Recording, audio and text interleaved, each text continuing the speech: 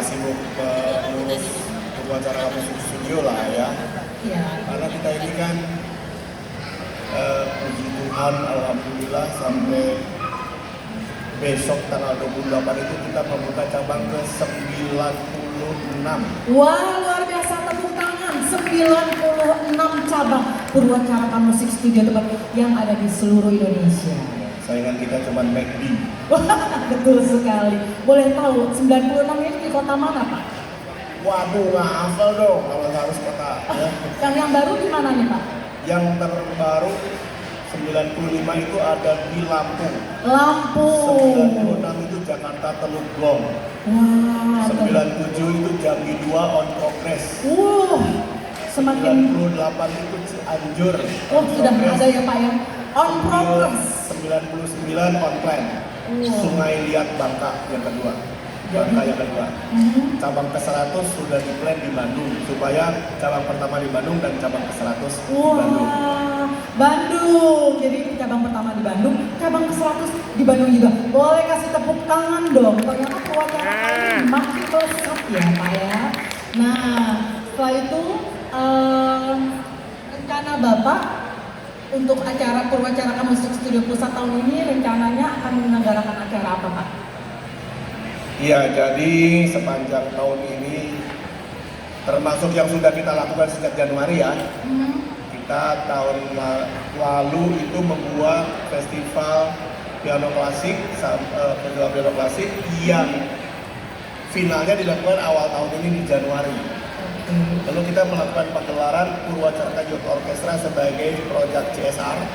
CSR itu Company Corporate Social Responsibility, yang artinya corporate-nya keluar duit lah, ya gitu ya, untuk seluruh anak-anak Indonesia yang berbakat dalam naungan Purwacaraka Youth Orchestra. Kita melakukan konser yang ketiga. Konser yang keempat dilakukan 11 April di Kota Tua. Kemarin. Terus kita juga pergi ke International Festival di Sanremo. Itu pada tanggal 14 Aprilnya di Italia. Oke, luar biasa. Ada 3 prize di sana. Terus kemudian sekarang kita lagi proses semifinal region untuk The Battle of the Band yang final Indonesianya akan dilakukan di Bandung pada tanggal 4 Juli. Seluruh Indonesia. Seluruh Indonesia. The Battle of Band. Ya, anak-anak band. Oke, luar biasa, Pak. Kemudian kita akan melanjutkan satu proyek piano klasik kompetisi akhir tahun plus satu kompetisi gitar klasik akhir tahun. Iya. Itu plan yang udah ada di plannya ya, kasih jalan. Biasanya suka ada macam-macam yang tiba-tiba ada ini itu ya, kita nanti kita lihat. Kayak misalnya Oktober itu ada agenda kita juga ikut festival dan saya akan jadi juri di Cina. Lalu ada di akhir tahun ada di Vietnam juga dan ada di Korea Selatan. Jadi kita memberikan kesempatan kepada seluruh siswa untuk bisa mengakses dan ikut festival-festival tersebut. Punya banyak kesempatan yang sama ya, Pak ya, untuk para siswa yang ada di Purwacaraka Musik Studio. Oke, Pak, kalau berarti gini, Pak, 95 kalau bisa dihitung lah ya, Pak ya, plus itu berapa jumlah total kurang lebih ya, Pak, murid dan tenaga pengajar ya, Pak? Banyak sekali ya, Pak ya. Catatan terakhir sih murid kita 29.400. 29.000 murid dari Purwacaraka, boleh kasih tepuk tangannya. Walaupun saya belum bisa mencalonkan diri di DPR dengan jumlah anggota partai 29.000 gitu ya. Iya.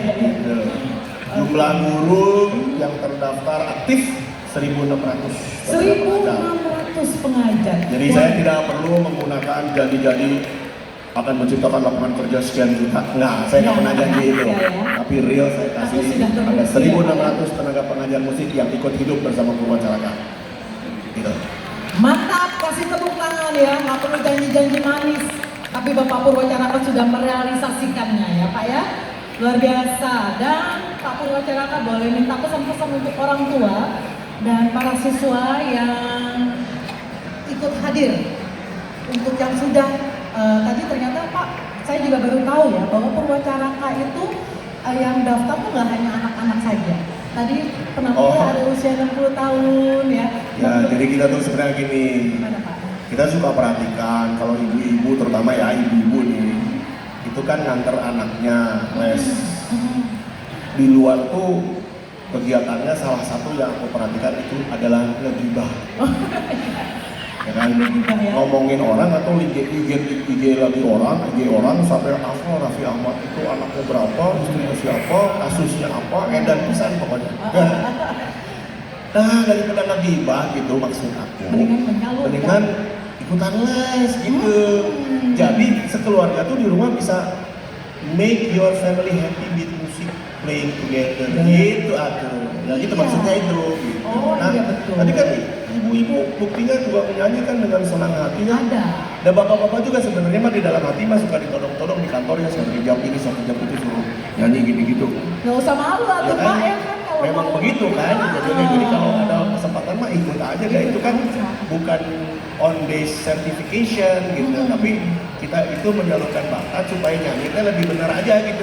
Nah kalau jadi penyanyi bener mah pasti nggak bisa lah, bukannya merendahkan, tapi ya jangan ancur-ancur banget gitu maksudnya nyanyinya gitu. Kalau disuruh sama atasan, gitu aja. Ya. Gitu ya. Betul sekali. Oh pesan-pesan, nah ya. Pesan-pesan. Kumaha jadi pusing lihat. Oke, silakan Pak. Gini, tadi saya resital anak lulus SMA dan akan melanjutkan ke Cina. Dia belajar sejak umur 6 tahun violin. Tadi kesaksian dari ibu bapaknya bahwa salah satu yang membawa dia ke sana kemari termasuk diterima di Cina karena soft skill-nya dalam violin. Artinya apa? Artinya bahwa memberikan soft skill sama anak-anak itu adalah investasi. Diam-diam. Jika kita serius dan sabar. Ya, jangan anggap kayak mie instan. 3 bulan harus bisa. 6 bulan harus kayak Pak Purwa, nggak bisa. Saya 7 tahun belajar piano klasiknya doang dan belajar harus latihan tiap hari. Saya takut sama bapak saya dulu ketika dia bilang mana Purwa panggil main, suruh duduk di piano. Saya mau dengar dia latihan. Padahal dia juga nggak ngerti apa yang saya mainin. Orang dia TNI. Tapi saya patuh sama bapak saya.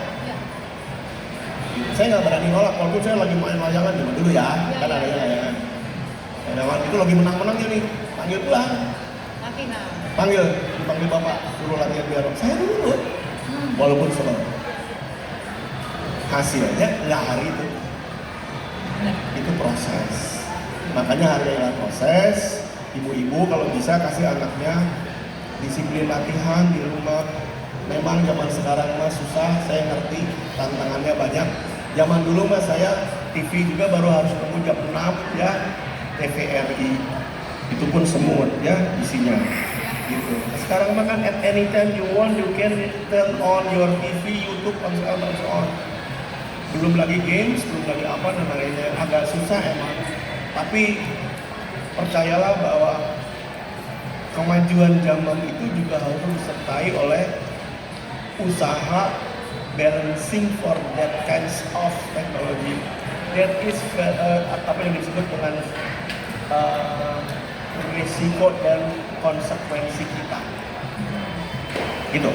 Jadi ayo kita sama-sama sadari bahwa manusia itu butuh berbudaya dan butuh berkesenian. Nada C ketemu nada sis itu di dalam musik sah walaupun tidak enak didengar. It's your own mau dibunyiin atau tidak, perkaranya tinggal nanti yang nonton senang apa enggak. Itu hukum kepatutan namanya, hukum kepantasan. Hukum positif di negeri ini tidak ada kepatutan dan kepantasan. Nggak pantas juga dihajar aja. Yang penting ada bagaimana caranya bisa cari peluang di pasal-pasalnya. Kalau orang ngerti